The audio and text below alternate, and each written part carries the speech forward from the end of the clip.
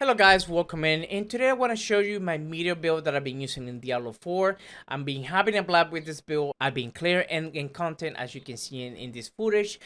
Pretty much the meteors are just blasting through NPCs. I really enjoy not only the insane damage, but the RG element will lock a hit on this build. So you are able to see crazy stuff like fireballs spreading all over the floor in non-stop meteor showers, dropping to NPCs and blasting them into oblivion. So if you're looking for a build that is not iSharp and you want to try something different, I really recommend this build because I can really see the potential once I hit max level in Diablo 4. Alright guys, let's move into the skills. You will need to grab a basic skill. We're gonna grab expect 2 points onto fireball in order to move on to the core section. In the core section, we're only gonna grab potent warning. This is gonna after casting a no basic skill, you're gonna grab of all elements, so you gain something, at least some sort of protection there. And we're gonna grab devastation, which is gonna increase the mana by 3 points. Now, in the defensive skill, when you start leveling up, it's really important to spec at least 1 point on the flame shield, because flame shield not only does a lot of damage, it's gonna help you to escape sticky situations when you are in trouble, and you are able to recover as well once you have the modifier that heals you up to 50% of your missing life. So it's really important to have at least 1 point in here, and spec up to the shimmering flame shield, which is gonna grant you the missing life, and then the enhanced flame shield is gonna grant you movement speed while you have the flame shield active. We're not gonna spec into teleport until later in the game, so what you want to do is to spec 1 point into the ice armor, because this is gonna help you to survive at the very early in the game without specking that much points. And then we're gonna use 3 points into glass cannon.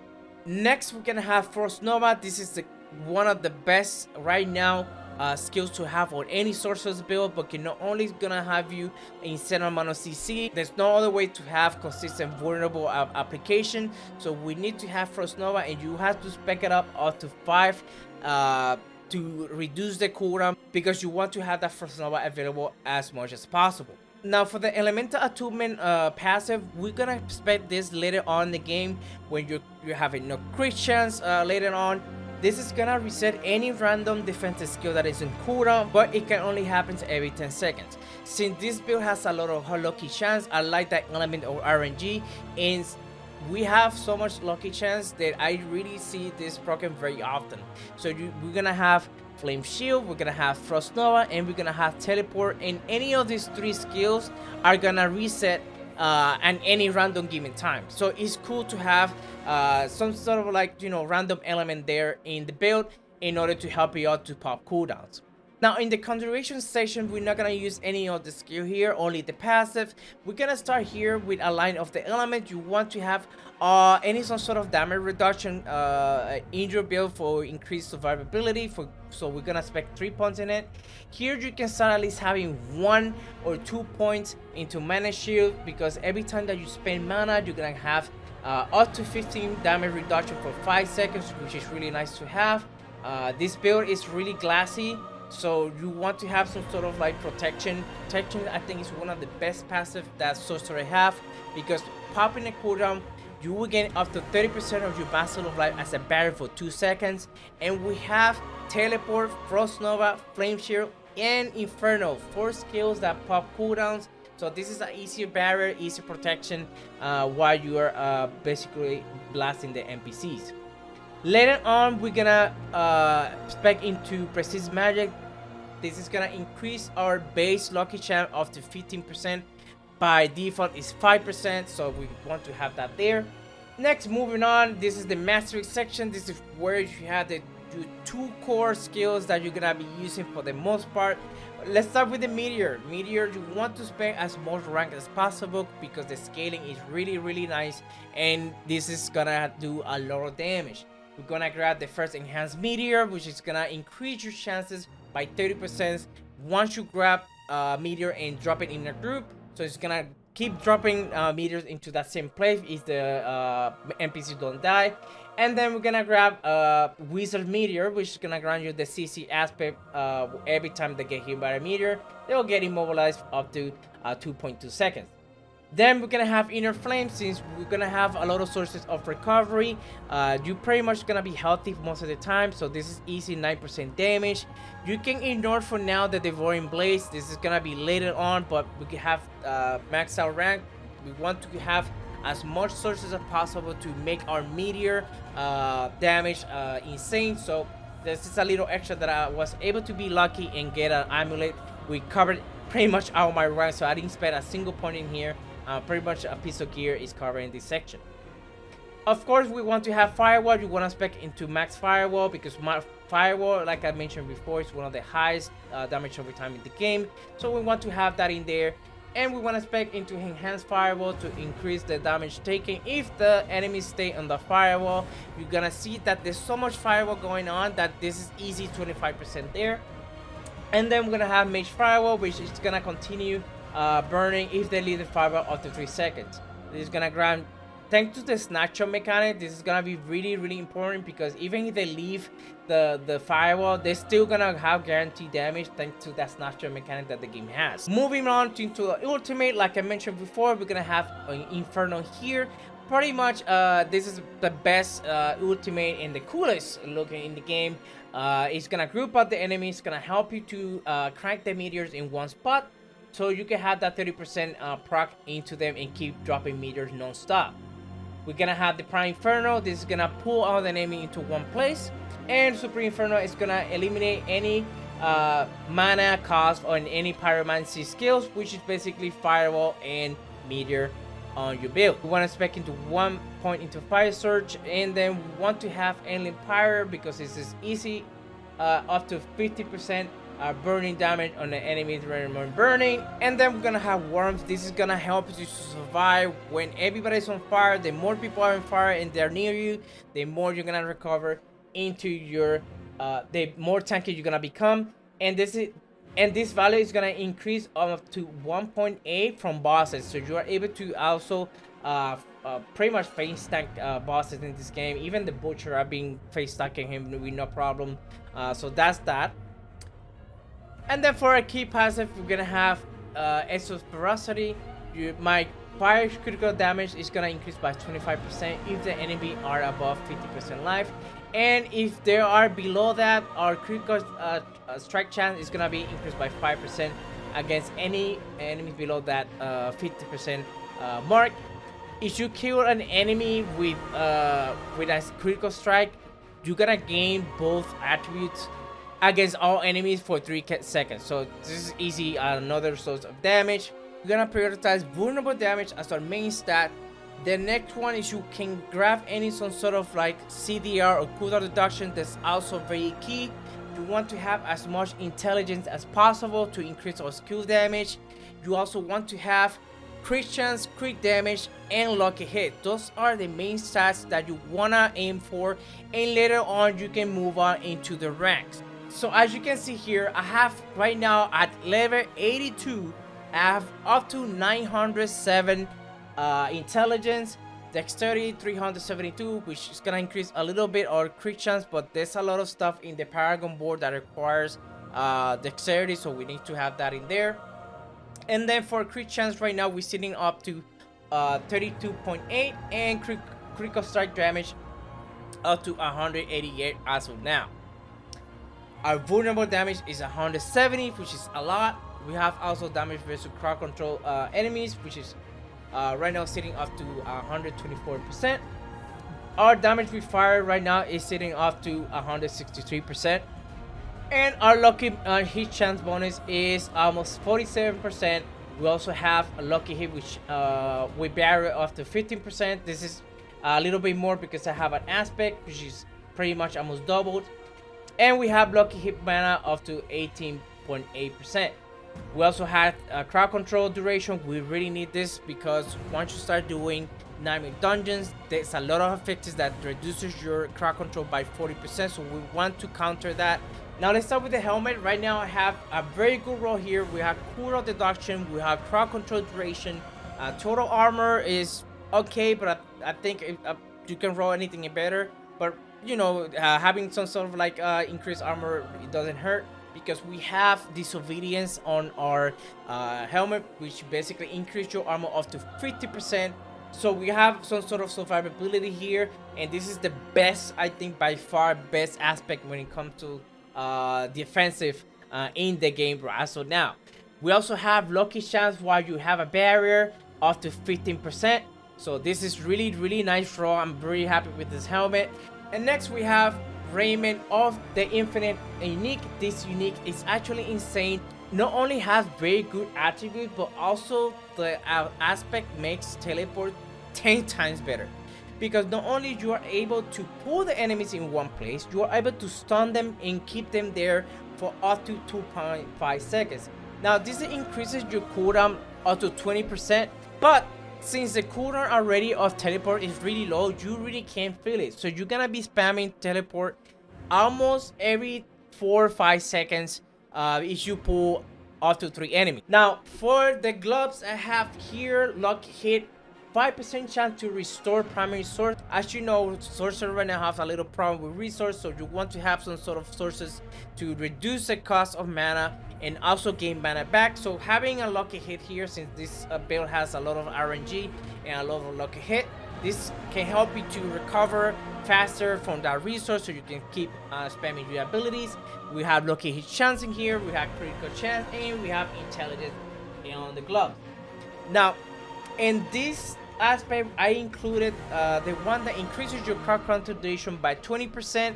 Like I mentioned before, Nightmare Dungeon starts getting a little annoying. Now, like I mentioned before, Nightmare Dungeons start getting a little annoying when it comes to affixes. I noticed that there's certain affixes that reduces your crowd control up to 40%. So this is gonna alleviate that a little bit on your Nightmare Dungeons. And not only that, if they become unstoppable, you have up to 50% increased damage to them. So either or you stay on CC, you're gonna take damage, but if you break your CC, you become unstoppable, you're still gonna get more damage. So it's a win-win, and it's one of the best aspects to have on your sorcerer. Next, I have these pants here. The pants usually roll with ranks, so you want to have the rank with Firewall and Meteor. I was able to roll into high intelligence roll here, maxed out pretty much, and damage reduction on your pants. Also, I have the Frost Nova aspect, which grants me an additional cooldown. So I have 2 charges for Frost Nova. Like I said, Frost Nova is your main source of damage pretty much in crowd control, because it's the only vulnerable application that you have as a sorcerer. Now for our boots here, you want to have some sort of movement speed in any build, because here you cannot be slow, because the NPC run faster than you and higher to your content. You're gonna get slammed and you're gonna get overran, so you have to have some sort of movement speed. I wish my first attribute would grant me the one like this. For example, this is a gold reboot in my opinion. Unfortunately, I got this really early and I was testing this aspect, which on low level is okay, but in high level, when you get one-shotted by random stuff, it becomes really irrelevant. But this will be my ideal boots, where events may grant me up to 75% movement speed per 1 second, and then movement speed as an attribute, so you can top the 100%. This is really noticeable. If I show you here, my character already moving fast, but if I evade, look how fast I move. So this is gonna help you with mobility and get out of the sticky situation, especially if you don't have any cooldown with like flame shield or teleport available. This could help you to have an additional passive get out. Now in the boots, you want to have teleport ranks in Frost Nova ideally. I was able to get Run Flame Shield. I'm not able to get Frost Nova as of yet, but as soon as I get Frost Nova, I'm gonna slap it in. But usually they roll a lot. It's just the other 2 attributes, I'm not able to get the one that I want. But on this one, I have 62 intelligence, and for our aspect, every time that you put a barrier, you get up to 20% lucky hit. So it's gonna keep increasing the probability of random meteors and also the spread out of your firewall. Now for our jewelry here, you want to have at least cooldown reduction, mandatory, and mana cost reduction, as well, just to tackle the expensive cost of meteor and firewall a little bit, because by default it's 40, so you want to put it like low 30s. I think that's where it becomes a little more manageable, because you're able to kind of recover by you spamming the meteor. And of course, cooldown reduction, I think one of the best stats in the game. I was able to get 3 ranks of Devouring Blaze and ranks of Mastery skills on this amulet alone. And I also have this aspect where I have deal 50% more damage to Immobilize, Stun, and Frozen. So pretty much when I do teleport, I stun them, that's 50% damage. When I immobilize when the meteor, that's more damage. And when I do Frost Nova, I froze them. So that's pretty much almost 100% off time when you're engaging. In our jewelry, do you want to have crit chance, do you want to have burnable damage, you want to have lucky chance, or you can have damage to crowd control. That's also very good if you get that. But this will be my ideal stats to have. And I'm pretty sure I'm gonna show you later on the Paragon why critical damage especially is really important besides rumor of damage, because this is gonna increase our burn damage by a lot. Now in terms of the aspect, you have 2 options. You have this one right here where you can increase your primary source when you crowd control. Since we have 3 sources of crowd control, I believe this aspect is way better because you also popping a lot of cooldown, so you gain more value when it comes to resources. But I'm not able to get perfect roll. I want to get the one with 25. I have another ring very similar to this one waiting to drop, so I can re-roll it. But you can try both works. And then here I have another gold roll ring with the same stats, vulnerable damage, critical size chance, and lucky hit. But I also have 25% increased damage while I have a barrier. Like I said, we're popping a lot of cooldowns. There's a lot of barrier uptime, so that's cool to have. Now for a main weapon, I'm using a staff because staff scales this aspect up to 100%. As you already know, when you are applying aspect, in parentheses tell you how much this one scales on which part of your inventory. So this is the main aspect that makes Meteor fun and also insane. So for the gems, I went with Emerald, which increases my critical strike damage to vulnerable enemy up to 12%, so that's easy, 24% there. So that's basically it. Now for the stats of this now for the attributes of this staff, I have intelligence, vulnerable damage. I will change all stats if anything to have damage card control, but I'm not able to get that roll yet. And of course, critical strike damage. Now lastly, let's start with our Paragon Board. We're gonna grab all these and we're gonna have Adept as our first socket. As you can see here, I have this up to, I think it's 15 right now. And look at all the extra damage that I get in my master skills. As you know, master skill applies to Firewall and Meteor, which also increase the damage area by 20%. So we want to have Adept as one of the glyphs in this build. And we're gonna go all the way up, and the first one you wanna grab is Burning Instinct. This is gonna be a burning, even though that we want the crit. You can either start with Searing Heat or Burning Instinct, doesn't matter, you need both boards. But I feel like Burning Instinct kind of helps you a little bit more at the very beginning. So burning damage is increased 40% of your critical strike damage. Further, 5% for every 20 intelligence you have. So right now I have a bonus of almost 400. So if my meteors doesn't kill the enemies right now at my current level, they just die from my firewall. So pretty much I'm forced to do hard content because the content that I'm doing right now is just that the firewall itself eats them alive. I don't even have to like throw a meteor. Now we're gonna grab all the rare nodes that give you damage to or damage reduction from the enemies that are burning. So I went over here, and we went over the Canling, which gives you damage to burning enemies and damage to elites. And then once you complete the requirement, you have another additional damage to burning enemies. So you want to grab all the damage, magic, don't and rare knots. And the second glyphs, I have exploit another best in slot glyphs in the game. And right now I have it up to 33% more damage. So this is a must-have to here. We grab cinders to have more additional damage to burning enemies. So you want to have as much damage as possible, and pretty much plan your way through to grab as much intelligence and dexterity nuts as possible. Now for our second board here, I went with Searing Heat. We want Searing Heat because casting a fireball or meter increases the critical strike chance for a cast of that skill by 5%, for 5 seconds. So this is up to 15. Now I have pyromancy to get, like I said, you want to grab all the nodes that have fire damage, damage to burning enemies, or reduce damage from burning enemies, because they're gonna be burning all the time, so that's easy damage there. So you want to grab all the nodes. So I went all the way here up to combustion to get more damage, more critical strike damage. So this is a really good section right here. You want to grab this. And then here I have for my third glyphs, I have control. Control will give me damage to control crowd control enemies. And right now I have it to 15. Look at how much damage I have right now, which is insane. And not only that, you deal 10% increased damage to slow or shield enemies. This doesn't apply to this build. However, the second part of it does. 20% increased damage to stun or frozen. So when I'm doing teleport or frost nova, this is an additional 20%. So you want to have these glyphs here. It's a must. So that's pretty much what I have. I haven't decided which board I'm gonna grab next. So stay tuned for that. This is a build in progress because I'm not 100 yet. So I need to work on like completing the renowns and stuff like that in order to decide which is gonna be my third and fourth board.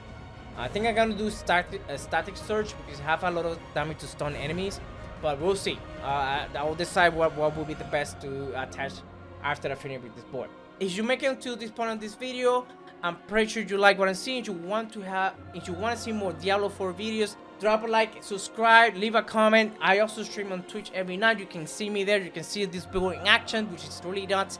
I've been pulling a lot of people. People are curious to see the build and finding out what sorry that I took so long for making this video, but I wanted to have like a good idea if this build was gonna be, or Meteor was gonna be endgame proof, and it pretty much is. And right now I'm clearing, like I said, 40 to 45 tiers with no problem. So I'm pretty much, as I keep leveling up, it's gonna become easier and easier and easier. So I really can't wait to hit 100 and see the full potential of this build. I'm gonna be making more videos, so make sure to follow and stay tuned, and I'll see you guys later. Peace.